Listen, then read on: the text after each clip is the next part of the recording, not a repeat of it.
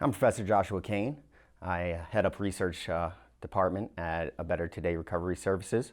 I also lecture at ASU.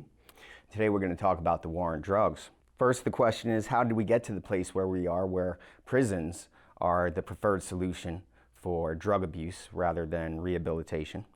The war on drugs has its roots in the policies of racist oppression going back as far as the 1880s, and we're going to cover the history of the war on drugs through today.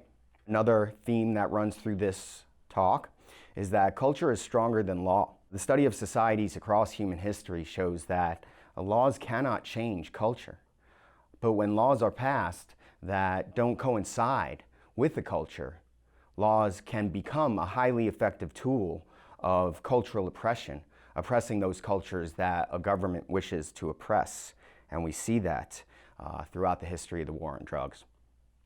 In the 1880s, the war on drugs, again, had its roots in cultural oppression, and it was used as a tool to begin with as a vehicle to take away land from Mexicans in the Southwest. Marijuana was part of Mexican culture. Marijuana grew like a weed in North America, but not so for Europeans. In Europe, marijuana was not known. It didn't grow there naturally. And so for Europeans, marijuana was never part of their culture. In the 1880s, as European Americans moved into the Southwest and sought to take those lands for themselves and away from Mexicans, marijuana became a tool in order to do that. It was the Wild Wild West. And things like this would happen. The township of San Antonio would start. And just a bunch of guys, European Americans with guns, would set up shop and say, this is the township of San Antonio. There were really no courts. There was nobody to stop them. And they'd see a plantation, a fertile area that they wanted. Of course, Mexicans would be on that land, owning it, farming it.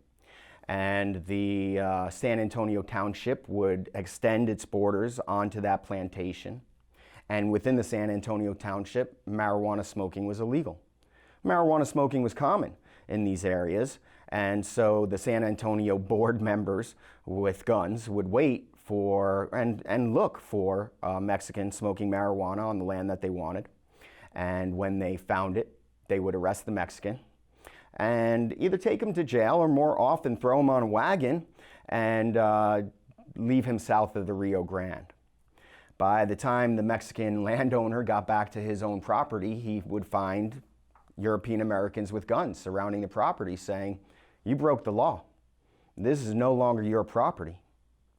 And so quickly in the Southwest, laws that were supposed to constrain marijuana smoking became tools to actually constrain Mexicans and take land from Mexicans and eventually from Mexico entirely.